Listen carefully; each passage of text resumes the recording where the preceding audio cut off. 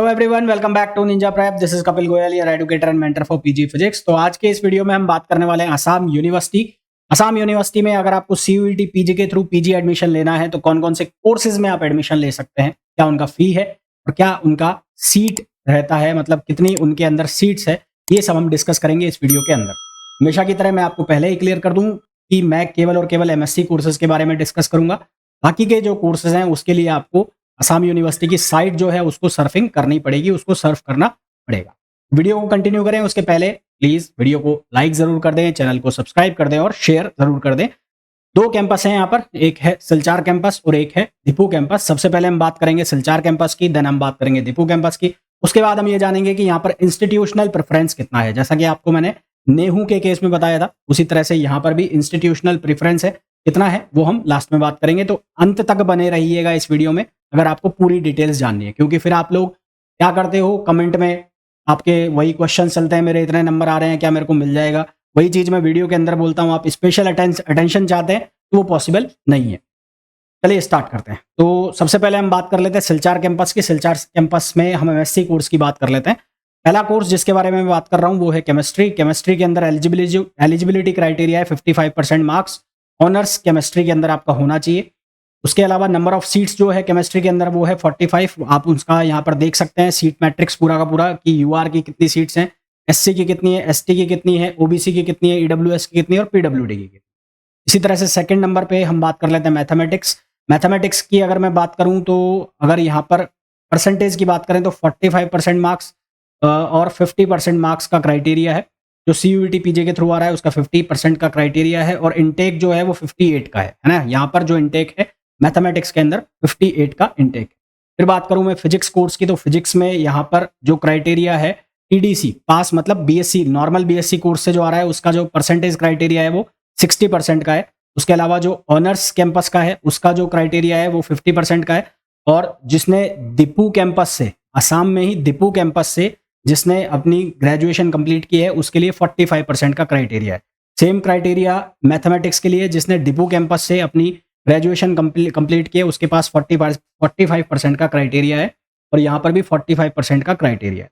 बाकी अगर इंजीनियरिंग वाला कोई अप्लाई करना चाहता है फिजिक्स के अंदर तो उसके जो इंजीनियरिंग के अंदर हैं 70% मार्क्स कम से कम होने चाहिए। टोटल जो इनटेक है फिजिक्स के अंदर वो है 47 का। और ये फिर आप देख सकते हैं सीट मैट्रिक्स पूरा, यूआर की, एससी की सीट्स, एसटी की सीट्स, ओबीसी की और ईडब्ल्यूएस पीडब्ल्यूडी, ये सारा सीट का क्लासिफिकेशन दिया हुआ है। फिर अगर हम बात करें लाइफ साइंस, तो लाइफ साइंस में बॉटनी और जूलॉजी दोनों का मैं एक साथ बता रहा हूँ। टोटल जो इनटेक है दोनों ही कोर्सेज में वो है 62, ये मिलाकर है दोनों के अंदर 62 का इनटेक है।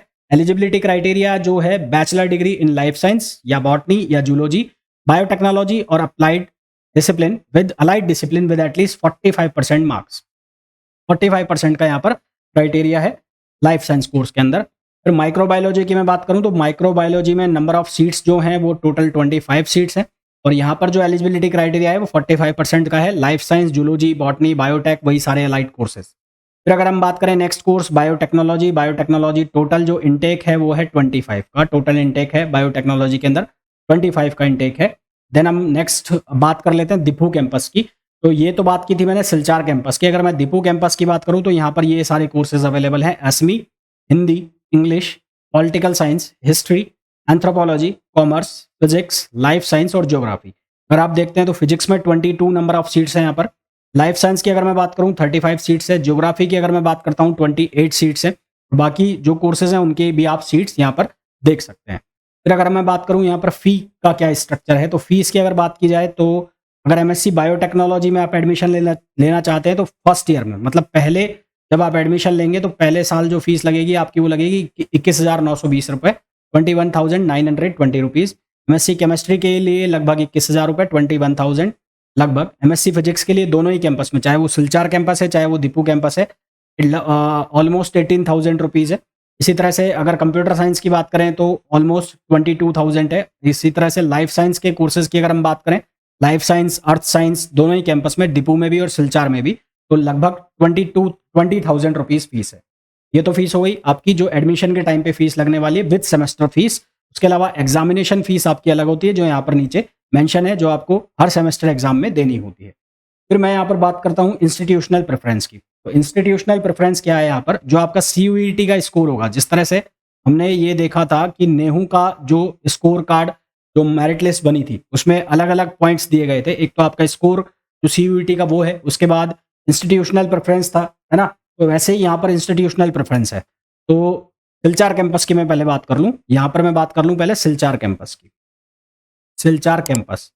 तो सिलचार कैंपस में जिन्होंने आसाम यूनिवर्सिटी से ग्रेजुएशन किया है, जिन्होंने आसाम यूनिवर्सिटी से ग्रेजुएशन किया है और वो पीजी में एडमिशन लेना चाहते हैं, तो उनके सीयूईटी स्कोर कार्ड पे, सीयूईटी स्कोर पे उनको 30% वेटेज मिलेगा, 30% का, है ना? तो जिन्होंने आसाम यूनिवर्सिटी से ग्रेजुएशन किया है, तो उनको 30% का वेटेज मिलेगा। मतलब क्या हुआ कि अगर आपके सीयूईटी के अंदर मार्क्स आए हैं 100, तो आपको 30 मार्क्स यहाँ से ऐड हो जाएँगे अगर आपने असम यूनिवर्सिटी से ग्रेजुएशन किया है सिलचार कैंपस के लिए। अगर आप डिपू कैंपस के लिए अप्लाई करना चाहते हैं, किसके लिए? डिपू कैंपस के लिए अप्लाई करना चाहते हैं और आप एसटी कैंडिडेट हैं। कौन से कैंडिडेट हैं? एसटी कैंडिडेट हैं, डिपू कैंपस के लिए अप्लाई करना चाहते हैं और आपने असम यूनिवर्सिटी से ग्रेजुएशन किया है। कहाँ से ग्रेजुएशन किया है? असम यूनिवर्सिटी से ग्रेजुएशन किया है। तो आपको आपके स्कोर के ऊपर, आपको आपके स्कोर के ऊपर कितना एडवांटेज मिलेगा? 30% प्लस 20%, 20%। और ये किसके लिए? केवल ये एसटी के लिए, for Deepu campus, for Deepu campus. वापस समझा देता हूँ। अगर आपने दीपू कैंपस के लिए अप्लाई किया है, आप एसटी कैंडिडेट हैं। कौन से कैंडिडेट हैं? एसटी कैंडिडेट हैं। तो आप दीपू कैंपस में एडमिशन लेना चाह रहे हैं और आपने असम यूनिवर्सिटी से ग्रेजुएशन किया हुआ है, तो आपको 30% का वेटेज तो ये मिल ही रहा है। उसके अलावा दीपू कैंपस के लिए अलग से आपको 20% का वेटेज और मिल जाएगा। मतलब आपके मार्क्स अगर 100 है, 50 नंबर उसमें ऐड कर दो, टोटल 150 नंबर हो जाएँगे। तो ये यहाँ पर एडवांटेज रहेगा जिन्होंने असम यूनिवर्सिटी से ग्रेजुएशन किया है। ऐसे ही मैंने आपको नेहू का भी बताया था कि जिन्होंने नेहू से ग्रेजुएशन किया है, उसको 40% का वेटेज मिल रहा था, 40 नंबर उसके स्कोर में ऐड हो रहे थे। ठीक वैसे ही यहाँ पर भी असम के सिलचार कैंपस में जिन्होंने आसाम यूनिवर्सिटी से ग्रेजुएशन किया है, 30 मार्क्स सीधे-सीधे ऐड हो जाएँगे और जिन्होंने डिपू कैंपस से किया है, उनके 30 प्लस 20% मार्क्स, एसटी के केस में केवल 20% मार्क्स ऐड होंगे, अगर जो एसटी से अप्लाई कर रहा है। बाकी के लिए 30% यहाँ पर अलग से ऐड हो जाएँगे, है ना? तो ये था आसाम यूनिवर्सिटी का जो हम बात करें एडमिशन प्रोसीजर। और उसके अलावा बात करें इनके एप्लीकेशन फॉर्म्स कब से निकलते हैं, तो लास्ट ईयर इनके जो एप्लीकेशंस हैं, लास्ट ईयर इनके एप्लीकेशन कंप्लीट हुए थे अक्टूबर में। मतलब सबसे लास्ट में जो एडमिशन चालू हुए थे वो नेहू में और असम यूनिवर्सिटी में और नॉर्थ ईस्ट की सारी यूनिवर्सिटी में हुए थे। माइट बी पॉसिबल वहाँ पर एडमिशन प्रोसेस लेट चलता है, तो अभी तक तो यहाँ पर स्टार्ट हुए नहीं है। तो अभी भी मुझे ऐसा ही लगता है कि ये जुलाई जाते-जाते, यानी कि जून खत्म होते-होते या जुलाई स्टार्ट होते-होते यहाँ पर एडमिशन प्रोसेस स्टार्ट होगा। उसके बाद भी आपको करीबन 1 महीना मिलेगा फॉर्म अप्लाई करने के लिए। देन वही अगस्त जाना है यहाँ पर, या ज़्यादा से ज़्यादा कह लो जुलाई लास्ट तक जाना है यहाँ पर एडमिशन प्रोसेस। यहाँ पर एडमिशन प्रोसेस लेट ही होता है। और अब आपको ये बहुत अच्छे से समझ में आ गया होगा कि इसका कोटा कितना परसेंट यहाँ पर लगने वाला है। तो होपफुली ये सारा वीडियो आपको बहुत अच्छे से समझ में आ गया होगा। इसमें हर बात आपको समझ में आ गई होगी। और ऐसे ही वीडियोज़ के लिए बने रहिए मेरे चैनल के साथ। और वीडियो को अब तक लाइक नहीं किया है तो प्लीज़ लाइक ज़रूर कर दें, चैनल को सब्सक्राइब कर दें और शेयर ज़रूर कर दें।